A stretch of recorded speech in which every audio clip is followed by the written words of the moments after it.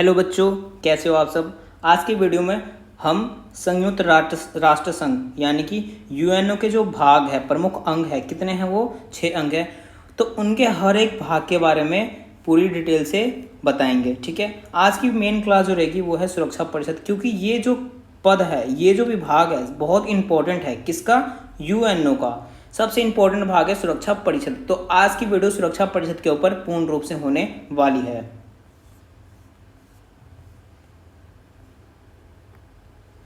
सुरक्षा परिषद, ठीक है, सबसे पहला विभाग है और सबसे इंपॉर्टेंट विभाग है। ठीक है बच्चों, ये इंपॉर्टेंट है सबसे ज़्यादा। तो देखो, सुरक्षा परिषद के बारे में जान लेते हैं।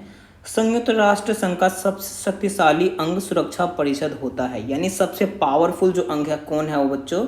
सुरक्षा परिषद है। इसमें 15 सदस्य होते हैं। कितने सदस्य हैं इसके अंदर? 15 सदस्य होते हैं, जिसमें से 15 में से जो है 5 स्थायी सदस्य है। 5 कौन है? स्थायी, परमानेंट है वो। ठीक है, जो है अमेरिका, रूस, ब्रिटेन, फ्रांस और चीन। ये कौन है? 5 स्थायी सदस्य है और 10 है अस्थायी सदस्य। यानी अस्थायी सदस्य हैं कितने? 10 है। वो कितने टाइम के लिए चुने जाएंगे? वो केवल 2 वर्षों के लिए ही चुने जाते हैं। स्थायी सदस्यों के पास वीटो का अधिकार होता है, यानी जो 5 जो सदस्य देश हैं उनके पास किसका अधिकार है बच्चों? वीटो पावर का अधिकार है। और भारत ने 2021 में सुरक्षा परिषद के गैर स्थायी सदस्य के रूप में 8वीं बार कार्यकाल प्रारंभ किया है। और हमारा जो भारत है वो 2021 में सुरक्षा परिषद के गैर स्थायी सदस्य के रूप में 8वीं बार कार्य करना स्टार्ट किया है। ठीक है बच्चों, आपको इसमें मोटा मोटा मैं बता देता हूँ कि आखिर है क्या। कोई दिक्कत वाली बात नहीं है, बहुत ईजी है, तुरंत हो जाएगा। देखो, हम मानते हैं इसमें कितने सदस्य हैं? 15 सदस्य है। ठीक है बच्चों, कितने सदस्य हैं? 15 सदस्य है, जिसमें से 5 है स्थायी और 10 है अस्थायी। 5 के पास किसका अधिकार है? वीटो का अधिकार है। ठीक है बच्चों, वीटो का अधिकार है, वीटो पावर है। इनके पास वो अधिकार नहीं है। ये केवल 2 वर्ष के लिए ही चुने जाएंगे। कितने वर्ष के लिए चुने जाएंगे बच्चों? केवल 2 साल के लिए। ये केवल 2 साल के लिए चुने जाते हैं। ठीक है, ये हो गया हमारा सुरक्षा परिषद के बारे में मोटा मोटा जानकारी कि आपको इतना तो बेसिक तो पता होना ही चाहिए। आगे बढ़ते हैं। अब हम जानेंगे जो सुरक्षा परिषद है इसके कार्य कौन कौन से हैं। कि भाई ये सबसे इंपॉर्टेंट अंग तो है, पर इसके कार्य क्या क्या होते हैं तो जान लो। विश्व शांति में या विश्व में शांति स्थापित करने के लिए उत्तरदायी है, यानी वर्ल्ड में जो शांति बनाए रखने का जो मेन कार्य है ना, ये सुरक्षा परिषद के पास ही कार्य है। उत्तरदायी यही है, यही संभालेगा शांति बने रहे पूरे वर्ल्ड के अंदर। और किसी भी मामले पर विश्व शांति के लिए खतरा बना हुआ विचार कर सकता है। और कोई भी अगर ऐसा टॉपिक है जो वर्ल्ड के लिए खतरा बन सकता है, जैसे कि ग्लोबलाइजेशन, पोल्यूशन, ठीक है, तो ये सब क्या है? ये सब पूरे वर्ल्ड के लिए खतरा है। तो इसके ऊपर ये क्या कर सकती है? बात भी कर सकती है। ठीक है, यानी पहला, इसको शांति बनाए रखने के लिए उत्तरदायी है और किसी भी मामले पर जो वर्ल्ड के लिए खतरा पैदा कर सकते हैं उस पर विचार कर सकता है। ठीक है, पहला पॉइंट क्लियर हुआ। दूसरा, यह किसी भी देश द्वारा भेजी गई सभी शिकायतों पर विचार कर सकती है। अगर किसी देश को किसी प्रकार की दिक्कत है तो वह शिकायत यहाँ भेज सकती है। कहाँ पे? सुरक्षा परिषद में। और उस पर यह सुरक्षा परिषद क्या करेगी बच्चों? विचार करेगी और मामले या झगड़े का निर्णय करती है। और अगर कोई झगड़ा हो गया है, किसी देश के बीच में कोई विवाद हो गया, तो उसका भी निर्णय लेती है कि आखिर मसला क्या है। पहले जानकारी प्राप्त की जाती है, उसके बाद सॉल्यूशन निकाला जाता है। ठीक है, ये पॉइंट क्लियर हुआ। तीसरा पॉइंट है, सुरक्षा परिषद अपने प्रस्तावों या निर्णयों को लागू करवाने के लिए सैनिक कार्यवाही भी कर सकती है। यानी अगर इसको जरूरत पड़ी कि भाई कहीं पे ना मेरे को पावर लगानी ही पड़ेगी, उसके बिना यहाँ पर वो चीज़ नहीं हो पाएगा, तो वहाँ पर क्या कर सकती है? सैनिक कार्यवाही लागू करवा सकती है। इसके पास खुद का एक सैनिक है, सैनिक बहुत बड़े सैन्य शक्ति है इनके पास। आगे वीडियो में बताऊंगा मैं आपको। ठीक है, तो जहां पर इसको महसूस होगा, किसको? सुरक्षा परिषद को, कि यहाँ पर मेरे को पावर लगाने की जरूरत है, तो वहां पर क्या कर सकती है? सैनिक कार्रवाई भी लगा सकती है। इराक के विरुद्ध सैनिक कार्रवाई का निर्णय सुरक्षा परिषद ने नहीं लिया था। और आगे हम पढ़ेंगे कि इराक को कैसे सुरक्षा परिषद ने आज़ाद करवाया था, बचाया था। तो वहां पर हमने देखा था सैनिक कार्यवाही का यूज किया है। किसने? सुरक्षा परिषद ने। तो बच्चों ये हैं इसके कार्य। अब आपको समझ आया कि कार्य क्या क्या है सुरक्षा परिषद के। विश्व में शांति बनाए रखना, मामलों पर विवाद पर विचार करना। उसके बाद हमने पढ़ा जो देश कोई भी देश अगर शिकायत भेजेगा तो उस पर विचार कर सकती है, और अगर कहीं जरूरत पड़ी तो सैनिक कार्यवाही भी कर सकती है। मेन हाईलाइट मैं कर रहा हूँ, आप नोट्स बना सकते हैं, बहुत ईजी। ठीक है, आगे बढ़ते हैं।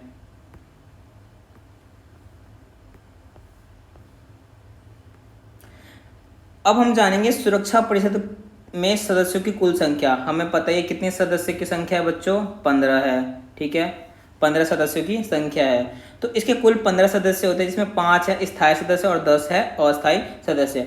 5 स्थायी सदस्य सबसे इंपॉर्टेंट, जो हमेशा रहेंगे, ये चेंज नहीं हो सकते। ठीक है बच्चों, स्थायी सदस्य मतलब है ये कभी चेंज नहीं होंगे, परंतु जो अस्थायी सदस्य है ये हर 2 साल में क्या होते हैं, चेंज हो जाएंगे। हर 2 साल में क्या हो जाएंगे, ये चेंज होते रहेंगे। तो जो 5 हमारे ऑल टाइम सदस्य हैं वो है अमेरिका, रूस, ब्रिटेन, फ्रांस और चीन। ये हमारे हमेशा स्थायी सदस्य के रूप में कार्य करेंगे। कहां पर, सुरक्षा परिषद के अंदर।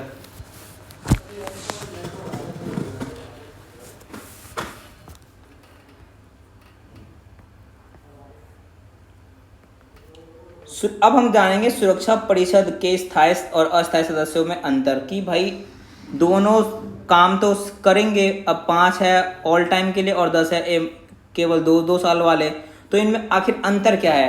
तो यहाँ पर एक क्वेश्चन भी आता है कई बार कि सुरक्षा परिषद के स्थायी और अस्थायी सदस्यों में आप अंतर बताइए, तो आपको पता होना चाहिए अंतर। ठीक है, अब जे देखिए, वैसे ऊपर मैंने आपको बता ही दिया था कि स्थायी सदस्य के पास वीटो अधिकार होते हैं, इनके पास वीटो अधिकार नहीं होता, ये ऑल टाइम रहेंगे, ये 2 साल में चेंज होते रहेंगे।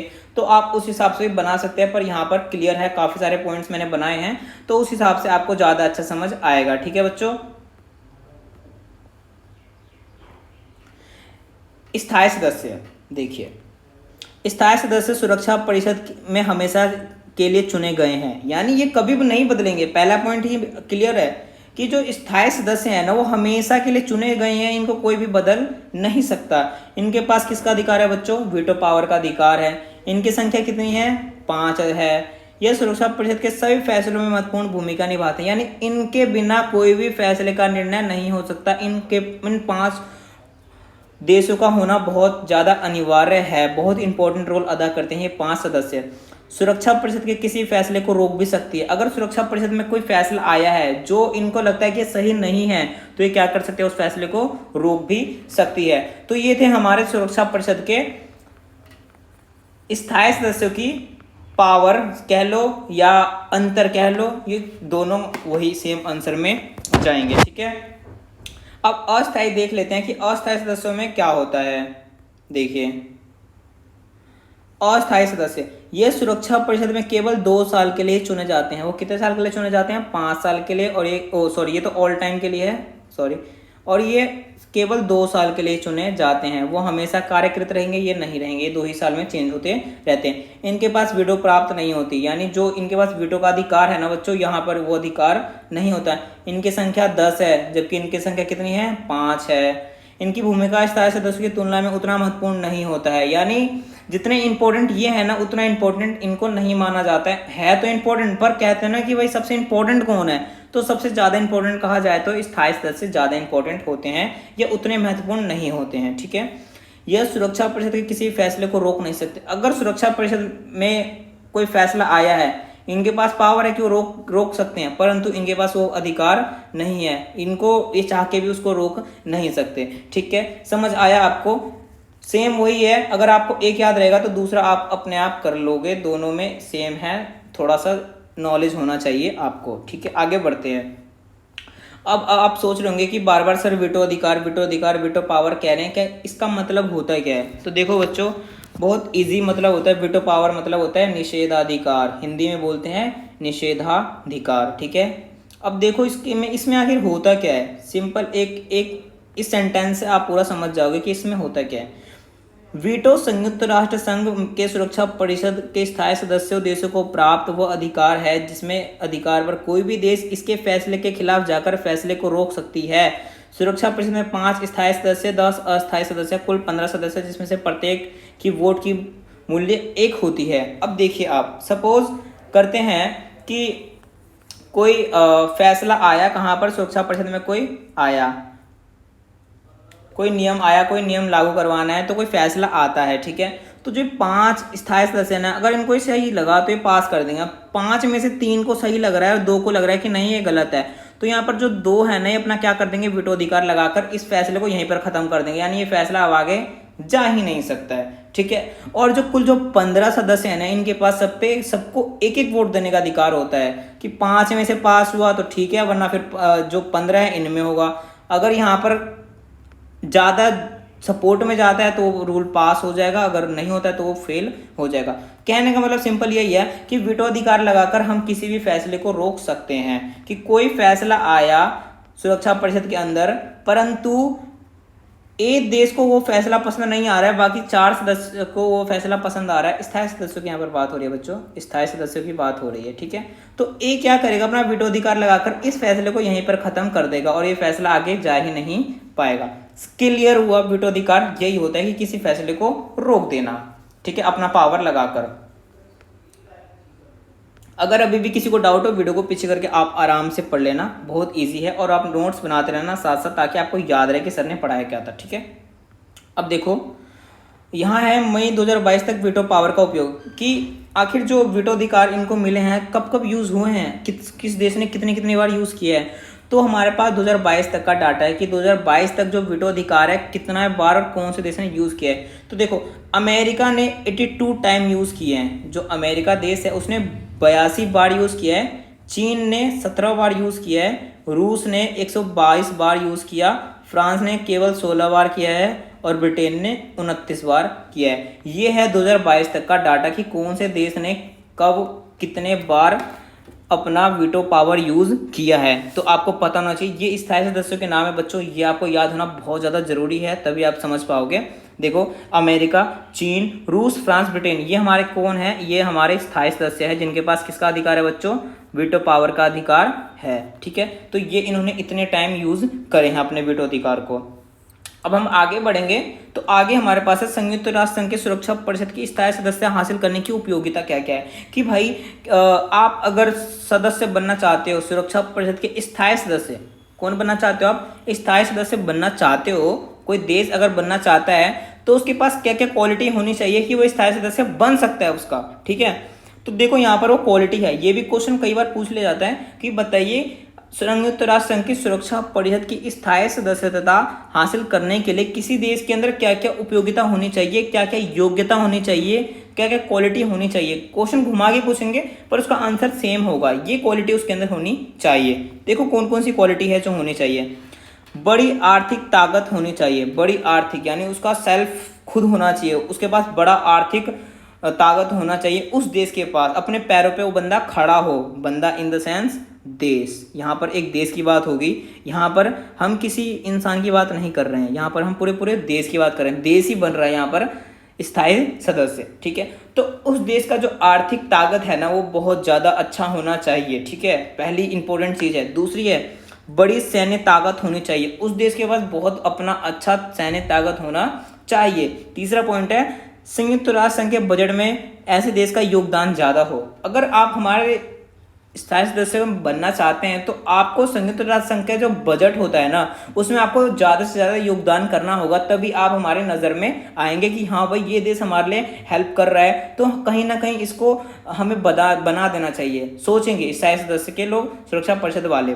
ठीक है, तो योगदान करने वाला देश होना चाहिए किसके अंदर, संयुक्त राष्ट्र संघ के अंदर। आबादी के लिहाज से बड़ा राज्य हो, आबादी भी उसका काफ़ी अच्छा होना चाहिए, ऐसा नहीं कि 1 लाख या 1 करोड़ आबादी है और चल रहे हैं स्थायी सदस्य बनने के लिए, ऐसा नहीं होगा। उनका एक बड़ा आर्थिक ताकत होना चाहिए, बड़ी उनकी जो आबादी है वो होनी चाहिए। ऐसे देश को लोकतंत्र और मानवाधिकार का सम्मान भी करना चाहिए, ऐसा ये देश हो जो अपने लोकतंत्र को सम्मान करे और मानव के जितने अधिकार है उसका भी क्या करे, वो देश सम्मान करे।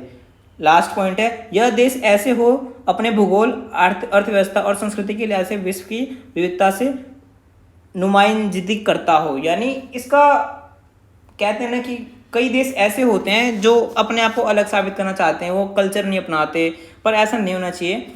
ये ऐसे देश होने चाहिए जो यहाँ पर सबका मेल जोल हो, सभी लोगों का सब कुछ सम्मान किया जाता हो। ठीक है बच्चों, ये है क्वालिटी जो एक देश के अंदर होनी चाहिए ताकि वो क्या बन सके, सुरक्षा परिषद में स्थायी सदस्यता हासिल कर सके। ठीक है, आपको समझ आया? नहीं समझ आया तो आपको वीडियो को पीछे करके आराम से देख लो, आपको सब समझ आ जाएगा। तो बच्चों आज की क्लास को यहीं पर ख़त्म करते हैं। उम्मीद करता हूँ आपको सब कुछ समझ आ गया होगा। जिसको नहीं समझ आया वो वीडियो को पीछे करके आप आराम से देख लेना और नोट्स नोट डाउन कर लेना, ताकि आपको हमेशा ये चीज़ें याद रहे। अब हमारी क्लास रेगुलर चलेंगी क्योंकि क्लासेस ओपन हो चुके हैं, स्कूल खुल चुके हैं। तो आप अपने दोस्तों में ज़्यादा से ज़्यादा वीडियो को शेयर करें और दोस्तों को पढ़ने के लिए हेल्प करें, प्रेरित करें। ऐसी वीडियो देखने के लिए वीडियो को